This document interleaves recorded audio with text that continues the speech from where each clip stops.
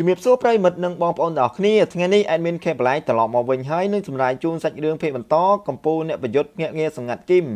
ដោយភាគទី2របស់យើងពិតជាល្អមើលមែនតើតយើងចូលសាច់រឿងភាគទី2របស់យើ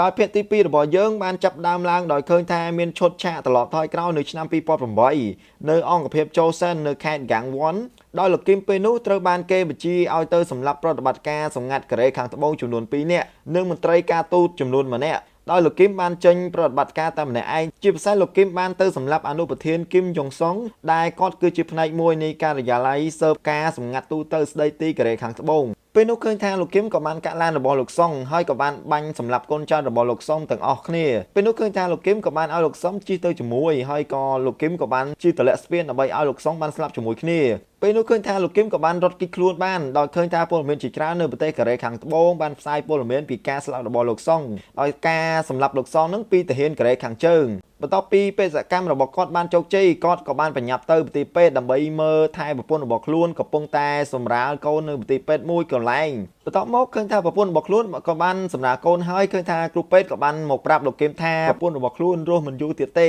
ដោយសារតែនាងមានកម្លាំងខ្សោយជាខ្លាំងហើយលោកគីមក៏បានទៅជួបប្រពន្ធរបស់ខ្លួនមុនប្រពន្ធរបស់ខ្លួនបានស្លាប់នាងក៏បាននិយាយប្រាប់លោកគីមថាឲ្យបំភ្លេចអតីតកាលចោលទាំងអស់លះបង់សកម្មភាពទាំងអស់ចោលដោយគ្រាន់តែដើរតួជាឪពុកល្អម្នាក់ដើម្បីមើលថែកូនស្រីមីនជីដែលទៅនឹងកើតខណៈពេលនោះឃើញថាប្រពន្ធរបស់ខ្លួនក៏បានស្លាប់ទៅដែលធ្វើឲ្យលោកគីមមានការយំយាយជាខ្លាំងដែលប្រពន្ធរបស់ខ្លួនបានស្លាប់អញ្ចឹងហើយក៏បានសម្រេចតាមការស្នើសុំរបស់ប្រពន្ធរបស់ខ្លួនបន្ទាប់មកក៏ឃើញថាលោកគីមក៏បានធ្វើតាមប្រពន្ធរបស់ខ្លួនក៏បានទៅសុំមេរបស់ខ្លួនឲ្យដោះលែងគេឲ្យមានសេរីភាពវិញតែមេរបស់លោកគីមគឺមិនព្រមតាមសំណើរបស់លោកគីមទេដែលជាហេតុធ្វើឲ្យលោកគីមប្រើអំពើហិង្សា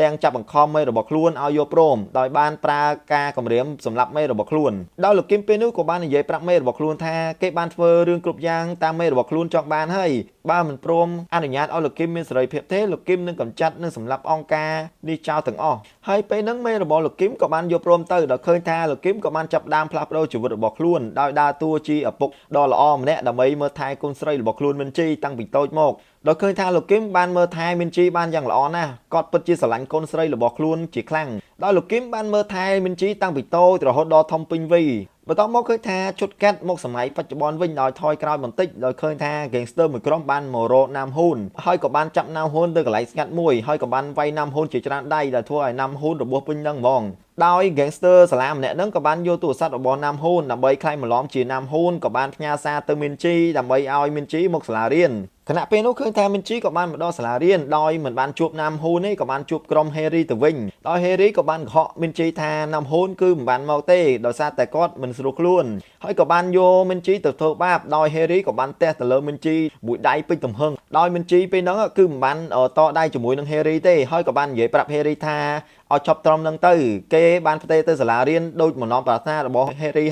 ហើយ Harry គឺមិនព្រមទេចង់ឲ្យមីនជីលុតជង្គង់សុំទោសគេដោយឪពុករបស់ខ្លួនបានធ្វើតាមអញ្ចឹងតែមីនជីក៏បាននិយាយទៅវិញថានាងមិនកំសាកដោយឪពុករបស់គេទេពេលនោះឃើញថា Harry ក៏បានឌឺទៅលើមីនជីដោយយកដៃរបស់ខ្លួនរុញក្បាលមីនជីជាច្រើនដងដោយធ្វើឲ្យមីនជីត្រង់មកបានក៏បានបោចសក់ Harry ទៅនឹងកន្លែងដែលធ្វើឲ្យអ្នកទាំងអស់គ្នានៅទីនោះមានការភ្ញាក់ផ្អើលជាខ្លាំងដោយមីនជីហ៊ានវាយ Harry ចំណែកឯ Harry ក៏មានការភ្ញាក់ផ្អើលដែរដែលមីនជីហ៊ានវាយខ្លួនអញ្ចឹងទោះបីជាខ្លួនមានអ្នកការពារច្រើនក៏ដោយadmin ពិតជាសរសើរមីនជីមែនដែលហ៊ានតដៃជាមួយ Harry ពេលនោះឃើញថាពួកគេទាំងពីរនាក់ក៏បានវាយគ្នាទៅវិញទៅមករហូតធ្វើឲ្យ Harry ដួលនឹងកន្លែងហ្នឹងទៅដែល gangster ម្នាក់នោះក៏បានឃើញអញ្ចឹងក៏បានចាប់មីនជីយកមកវាយហើយ Harry វិញវាយមិនឈ្នះមីនជីទេក៏បានខឹងចិត្តយ៉ាងខ្លាំងហើយក៏បានយកដុំឥដ្ឋដ៏ធំមួយដើម្បីដាក់មីនជីនៅពីក្រោយខ្នងដែលធ្វើឲ្យមីនជីត្រូវរបួសក្បាលជាខ្លាំងពេលនោះឃើញថាមីនជីក៏បានដួលនៅកន្លែងហ្នឹងទៅដែលធ្វើឲ្យមីនជីសន្លប់ទៅកន្លែងហ្នឹងដោយមានការហូរឈាមក្បាលជាច្រើនដោយអ្នកទាំងអស់គ្នានៅទីនោះក៏បានគិតថាមីនជីបានស្លាប់ហើយក៏បានរកខទៅឡានពេទ្យដើម្បីសង្គ្រោះមីនជីតែមេ gangster ម្នាក់ហ្នឹងក៏បានប្រាប់ពួកគេថាកុំឲ្យខទៅអីហើយក៏បានយកទូរស័ព្ទរបស់ពួកគេទាំងអស់គ្នាក៏បានទុកកុំឲ្យពួកហ្នឹងខទៅបន្ទាប់មកឃើញថា gangster សាលាហ្នឹងក៏បានខទៅកូនចៅរបស់ gangster ថ្មិញដែកដែលឈ្មោះរបស់គេគឺមីនឈូលដើម្បីសុំមីនឈូលហ្នឹងយកសាកសពមីនជីចេញពីសាលាហ្នឹងហើយក៏ចង់បំបត្តិផុសតាងផងដែរតែត្រូវមីនឈូលបានបដិសេធមិនព្រមធ្វើតាម gangster ម្នាក់ហ្នឹងទេតែពេលនោះឃើញថា Harry ឮអញ្ចឹងក៏បាននិយាយជំនួសវិញដោយប្រាប់មីនឈូលថាគេគឺជាកូនស្រីតកែច័ន្ទក្រុមហ៊ុនគ្រឿងសំណង់ម្នាក់ឲ្យតែព្រមជួយធ្វើ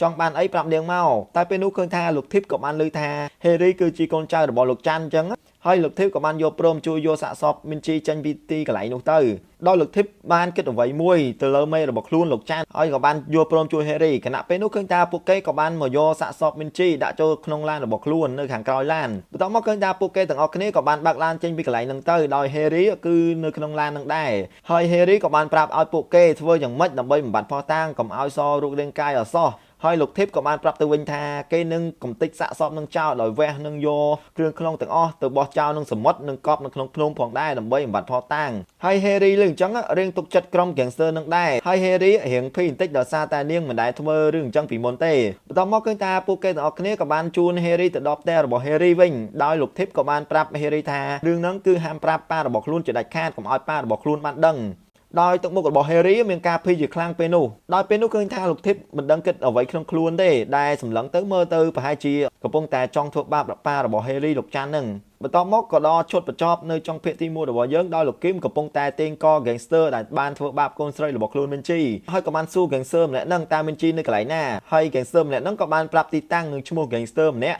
ដែលគេបានខលទៅគឺមីនឈុលបន្ទាប់មកឃើញថាលោកគឹមក៏បានមកដល់ផ្ទះរបស់ខ្លួនហើយក៏បានសម័យថាកូនស្រីរបស់មីនជីកំពុងតែនៅផ្ទះដែលធ្វើឲ្យគាត់នឹកកូនស្រីគាត់ជាខ្លាំងហើយលោកគឹមក៏បានទៅយកអាវុធរបស់ខ្លួនដែលលាក់ទុកនៅក្នុងទូកៅអៅជាច្រើនឆ្នាំមកហើយឥឡូវនេះលោកគឹមក៏បានយកមកប្រើវិញដើម្បីជួយសង្គ្រោះកូនស្រីរបស់ខ្លួនខណៈពេលនោះឃើញថាលោកគឹមក៏បានទៅដល់ទីតាំង gangster មីនឈុលឈុតក៏បានបង្ហាញថា gangster មីនឈុលនិងក្រុមអ្នកខ្ចីប្រាក់បានគម្រាមទៅលើបរិសម្នាក់ឲ្យសងប្រាក់កម្ចីវិញដោយប្រកាសពិសេសឃើញថាកិច្ចសន្យារបស់បរិសម្នាក់ហ្នឹងគឺថាបើករណីដែលមិនបានផ្ដល់ប្រាក់ទេនឹងបរិសម្នាក់ហ្នឹងនឹងផ្ដល់សេរីរាង្គគ្រួសាររបស់គាត់ទៅឲ្យក្រុមពួកមីនឈុលហ្នឹងប្រសិនបើគាត់មិនអាចសងប្រាក់កម្ចីក្នុងរយៈពេលកំណត់នៅពេលបន្ទាប់មកឃើញថាពួកគេក៏បានយកកូនស្រីរបស់បរិសម្នាក់ហ្នឹងដើម្បីយក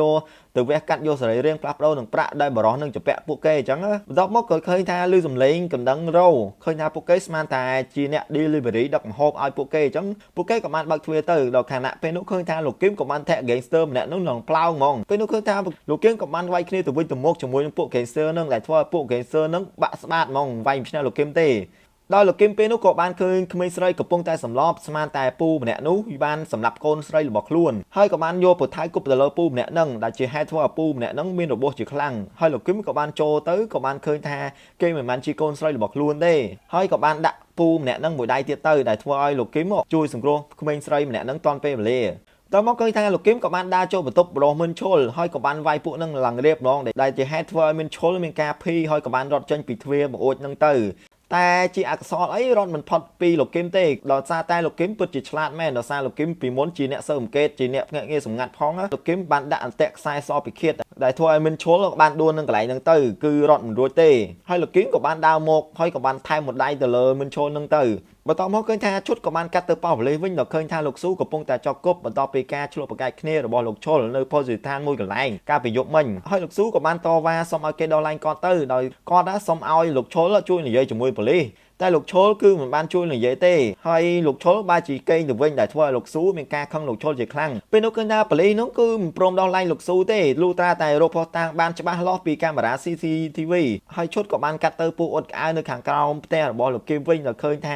ាហើយពួកអ៊ុតក្អៅហ្នឹងក៏បានឃើញការប្រយុទ្ធនៅលើបណ្ដាញសង្គមហ្នឹងដែលឃើញលោកគឹមនៅទីកន្លែងនោះផងដែរបច្ចុប្បន្នកំពុងតែមានប្រជាប្រិយភាពនិងពេញនិយមដោយពលរដ្ឋបានផ្សាយពេញនឹងហ្មងតាក់ទងនឹងការវាយគ្នារបស់លោកឈុលហ្នឹងដោយដំណឹងពលរដ្ឋនោះក៏បានលើដល់កូរ៉េខាងជើងដោយអ្នកខ្លំមើលប្រព័ន្ធផ្សព្វផ្សាយរបស់កូរ៉េខាងជើងដែលស្ថិតនៅការិយាល័យស៊ើបអង្កេតសម្ងាត់ទូទៅស្ដីទីរបស់កូរ៉េខាងត្បូងបានស្រាវជ្រាវរកឃើញលោកគឹមពីវីដេអូដ៏ពេញនិយមហ្នឹងដោយលោកគឹមគឺជាអក្រិតជនដែលពួកគេកំពុងតាមរកដែលលោកគឹមគឺជាជនក្បត់ម្នាក់ដែលកូរ៉េខាងជើងបានស្វែងរកដោយគេហៅលោកគឹមថាគឺជាអក្រិតជនគម្រាមកំហែងខ្លាំងបំផុតកម្រិតទី1ដោយជាប់បលែកលីសរបស់កូរ៉េខាងជើងដោយថ្នាក់ដឹកនាំជាន់ខ្ពស់កំពុងតែពិភាក្សាគ្នាអំពីការចាប់យកលោកគឹមមកកូរ៉េខាងជើងវិញប៉ុន្តែការសម្រេចចិត្តនោះរងចាំរហូតដល់ការចរចាអន្តរជាតិកូរ៉េត្រូវបានបញ្ចប់ការចរចាមានរយៈពេល1ខែទៀតប៉ុន្តែសមាមិត្តអគ្គនាយកម្នាក់ដែលគាត់មានឈ្មោះថាលោករីយ៉ុងប្រឆាំងនឹងគំនិតនេះបន្ទាប់ពីកិច្ចប្រជុំនឹងរួចឃើញថាលោករីយ៉ុងក៏បានបញ្ចេញកំហឹងរបស់គាត់យ៉ាងខ្លាំងដែលក្រុមពិភាក្សាបានបដិសេធគំនិតរបស់ខ្លួនហើយក៏បាននិយាយថាលោកគឹមគឺជាមនុស្សម្នាក់ដែលពិបាកក្នុងការចាប់ខ្លួនណាស់តតែសម្រាប់គេបានងាយស្រួលក្នុងការចាប់យកមកវិញហ ហើយលោកអគ្គនាយករីយ៉ងនោះក៏បានគិតថាមានតែមនុស្សម្នាក់ទេដែលអាចចាប់លោកគឹមបានគឺម្ចាស់លេខអាវលេខ66ដែលគេមានឈ្មោះថាលោកវ៉ាងដែលលោកវ៉ាងគឺជាមនុស្សម្នាក់ដែលប្រយុទ្ធអីខ្លាំងក្លាដូចលោកគឹមអញ្ចឹងប៉ុន្តែឃើញថាលោករីយ៉ងក៏បាននិយាយថាគឺលោកវ៉ាងឥឡូវហ្នឹងគឺប្រហែលជាបានស្លាប់ហើយដោយសារតែលោកគឹមបានក្បត់គេតែយើងមិនដឹងថាលោកវ៉ាងពិតជាស្លាប់ពិតប្រាកដទេទោះជាលោកវ៉ាងដែលបកែហ្នឹងបានស្លាប់ពិតប្រាកដមែនក៏មានប្អូនប្រុសរបស់លោកវ៉ាងម្នាក់ផងដែរដែលមានស្នាដៃដូចបងប្រុសរបស់ខ្លួនដែរបច្ចុប្បន្នកំពុងតែធ្វើការនៅក្នុងយោធាហើយមានជំនាញដូចគ្នានឹងលោកវ៉ាងដែលបានស្លាប់នឹងផងដែរបន្តមកគឺថាប្រទេសកូរ៉េខាងត្បូងវិញឃើញថានាយកដ្ឋានបេសកកម្មពិសេសមានការព្រួយបារម្ភថាលោកគឹមបានវិលត្រឡប់មកវិញធ្វើសកម្មភាពវិញអញ្ចឹងដោយស្ត្រីម្នាក់នោះបានរាយការណ៍ពីព័ត៌មានអំពីការងាររបស់លោកឈុលជាមួយនឹងលោកគឹមហើយម្នាក់ស្រីម្នាក់ហ្នឹងក៏បានរាយការណ៍អំពីចំនួនដែលកើតឡើងនៅភោជនីយដ្ឋាននឹងផងដែរដោយយើងឃើញថាមានបារម្ភម្នាក់ដែលទទួលបានព័ត៌មានហ្នឹងគឺនាយក SMD ដែលគាត់នឹងមានឈ្មោះថាកុកឈុលដោយស្ត្រីនោះបានជូនដំណឹងទៅលោកកុកឈុលហ្នឹងអំពីសកម្មភាពកូរ៉េខាងជើងដើម្បីចាប់ខ្លួនលោកគឹមត្រឡប់ទៅកូរ៉េខាងជើងវិញពេលនោះឃើញថាលោកកុកឈុលក៏បានបដិសេធថាគេមិនព្រមបកគោលមនុស្សគ្រោះថ្នាក់បំផុតនោះឲ្យទៅកូរ៉េខាងជើងទេដោយលោកកុកឈុលនឹងធ្វើបេសកកម្មខ្លួនគាត់ដើម្បីចាប់លោកគឹមត្រឡប់មកវិញបន្តមកឃើញថាលោកគឹមក៏បានធ្វើទរកម្មទៅលើមិនឈុលជាខ្លាំងដោយមិនឈុលក៏បានប្រាប់លោកគឹមថាគេមិនដឹងរឿងអីទេគេមិនមែនជាអ្នកធ្វើរឿងហ្នឹងទេគឺក្រុមមេរបស់ខ្លួនមួយក្រុមទៀតដែលគេទៅនឹងស្គាល់នោះគឺជាអ្នកធ្វ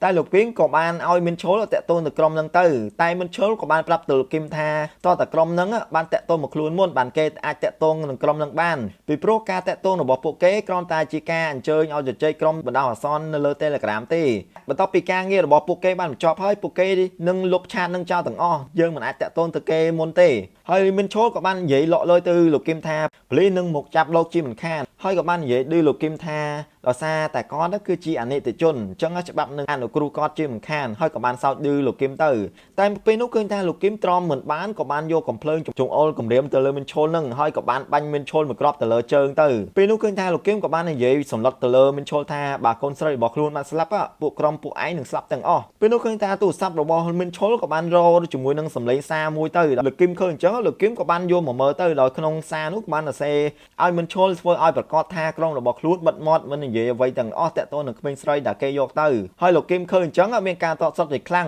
ហើយក៏បានខទៅដែលពេលនោះឃើញថាកូនចៅរបស់លោកធីបគឺមិនបានលើកខនឹងទេពីព្រោះថាលោកធីបក៏បានព្រមានឲ្យកូនចៅរបស់ខ្លួនលុបនឹងបិទឆាតនឹងចោលទៅពីព្រោះគាត់ថាវាអាចជាប៉ូលីសដែលខមកដោយសារតែមិនឈុលគឺមិនដែលខមកគេមុនទេមុននឹងបិទឆាតនឹងចោលពួកគេក៏បានសរសេរសារចុងក្រោយថាសាកសពរបស់ក្មេងស្រីនេះត្រូវបានពួកគេយកទុកហើយពេលនោះឃើញថាលោកគឹមក៏បានគិតថាកូនស្រីរបស់ខ្លួនបានស្លាប់ហើយក៏បានតក់ស្លុតជាខ្លាំងហើយក៏បានប្រាប់ឲ្យមានឈុលតាក់ទងទៅពួកគេទៀតតែមានឈុលក៏បាននិយាយថាគាត់មិនអាចតាក់ទងនឹងពួកគេបានទេឥឡូវពួកគេប្លុកឆាតអស់ហើយតែធ្វើឲ្យលោកគឹមមានការខឹងជាខ្លាំងរកសម្រាប់មានឈុលចោលតែពេលនោះឃើញថាប៉ូលីសក៏បានមកដល់ល្មមឈុតក៏បានកាត់ទៅលើ Harry វិញកំពុងតែភីសនស្លាវអំពីគ្រោះថ្នាក់ដែលកាត់ឡើងខំសើចអ៊ីនធឺណិតអីផងតាក់ទងពីព័ត៌មានពីការស្លាប់របស់តែរកមិនឃើញទេហើយលោកច័ន្ទក៏បានចូលមកហើយក៏បានសួរ Harry តាសុខភាពយ៉ាងម៉េចហើយកូនសម្លាញ់ Harry ក៏បានតបវិញថានាងមិនកាត់អីទេហើយ Harry ភីផងអីផងអញ្ចឹងហើយក៏បានសួរទៅប៉ារបស់ខ្លួនថាតាប៉ារបស់មីនជីគឺជាអ្នកណាហើយពេលនោះឃើញថាលោកច័ន្ទគឺមិនបានតបទេហើយក៏បានប្រាប់នាងឲ្យបំភ្លេចរឿងតាក់ទងនឹងមីនជីនឹងចោលទៅហើយកុំគិតច្រើនពេកលោកច័ន្ទក៏បានបន្តប្រាប់កូនរបស់ខ្លួនថាកូនត្រូវតែជាមនុស្សរឿងមកម្នាក់ហើយគឺជាមនុស្សដែលគួរឲ្យខ្លាចនៅពេលដែលកូនធ្វើជាមនុស្សដែលគួរឲ្យខ្លាចហើយក្លាហានអញ្ចឹងពួកគេមិនហ៊ានធ្វើបាបកូនដោយងាយៗទេបន្ទាប់មកឃើញថាក្រុម Gangster របស់លោកធីបក៏បានសួរគាត់ថាហេតុអីបានជាគាត់មិនព្រមទទួលយកប្រាក់ពី Harry អញ្ចឹងលោកធីបក៏បានឆ្លើយប្រាប់កូនចៅរបស់ខ្លួនថាប៉ារបស់ Harry លោកច័ន្ទគឺជាមនុស្សសាហាវណាស់បើសិនតែពួកឯងហ៊ានធ្វើអីមិនចេះគិតគឺលោកច័ន្ទនឹងស៊ីពួកឯងទាំងអស់ពេលនោះឃើញថាលោកធីបក៏បានសម័យថយក្រោយឃើញថាត្រឡប់នៅឆ្នាំ2016វិញពេលនោះឃើញថាលោកធីបក៏បានបង្ហាញពីអតីតកាលរបស់លោកច័ន្ទដោយគាត់ធ្លាប់ជាចៅប្លន់ខ្លាំងក្លាម្នាក់ដោយបានដណ្ដើមក្រុមហ៊ុនសំណងមួយដោយលោកច័ន្ទគឺជាបរិសដែលប្រើហិង្សានិងគ្រោះថ្នាក់បំផុតដែលអ្នកណាធ្វើការមិនបានសម្រេចគេនឹងដាក់ទណ្ឌកម្មម្នាក់នឹងជាមិនខានដែលធ្វើឲ្យលោកធីបភីខ្លាចលោកច័ន្ទដល់សពថ្ងៃហ្នឹងហើយលោកធីបក៏បាននិយាយបន្តទៀតថាគេនឹងជួបលោកច័ន្ទឆាប់ៗនឹងជាមិនខានដោយមិនដឹងថាលោកធីបនឹងគិតអីទៅលើលោកច័ន្ទនឹងទេ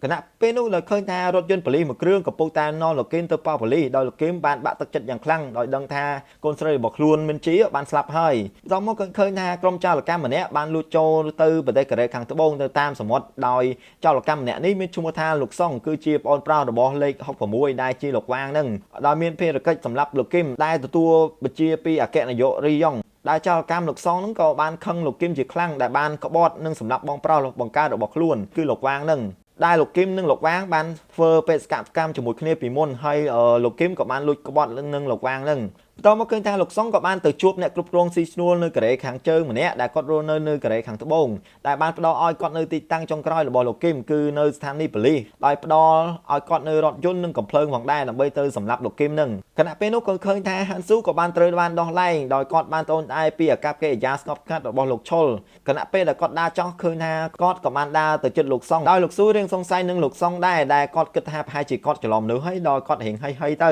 ដោយពេលនោះឃើញថាលោកសុងក៏បានទៅវាយប៉ូលីសនៅក្នុងបន្ទប់ទឹកហើយក៏បានយកអាវប៉ូលីសនឹងដើម្បីក្លែងខ្លួនធ្វើជាមន្ត្រីប៉ូលីសហើយក៏បានទៅជួបនឹងលោកឈុលហើយពេលនោះឃើញថាលោកសុងក៏បានសាកសួរអំពីលោកគឹមពីលោកឈុលនឹងប៉ុន្តែលោកឈុលគឺមិនបានឆ្លើយចម្លើយត្រង់ទេហើយក៏បានលេងសើចជាមួយនឹងលោកសុងនឹងហើយក៏បាននិយាយឌឺដល់លោកសុងនឹងពេលនោះឃើញថាលោកសុងទ្រាំបានក៏បានទាញកំភ្លើងរោបាញ់លោកឈុលនឹងពេលលោកឈុលត្រូវបានគម្រាមនោះឃើញថា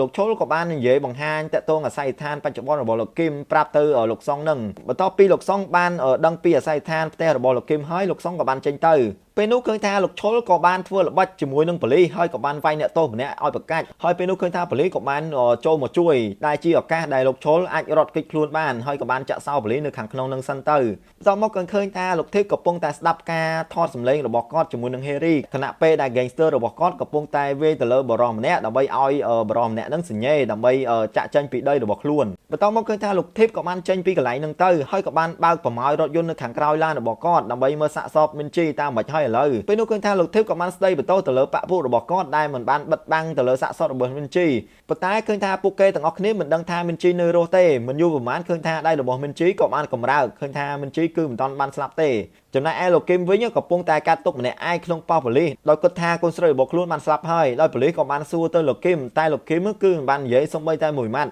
ពេលនោះឃើញថាប៉ូលីសក៏បានយកស្នាមម្រាមដៃរបស់លោកគឹមក៏បានដាក់ scan មើលដើម្បីមើលព័ត៌មានតាក់ទងនឹងលោកគឹមនឹងប៉ុន្តែឃើញថាប៉ូលីសនោះមិនបានឃើញព័ត៌មានតាក់ទងនឹងលោកគឹមសូម្បីតែមួយដោយសារតែលោកគឹមគឺជាភ្នាក់ងារសម្ងាត់កូរ៉េខាងជើងអញ្ចឹងគឺព័ត៌មានតាក់ទងនឹងលោកគឹមទាំងអស់គឺមិនអាចរកឃើញទេពេលនោះក៏ឃើញថាទូរស័ព្ទរបស់លោកគឹមក៏បានរោហើយមេប៉ូលីសនោះក៏បានធ្លាយមាត់និយាយទៅលើឈ្មោះនៅលើខ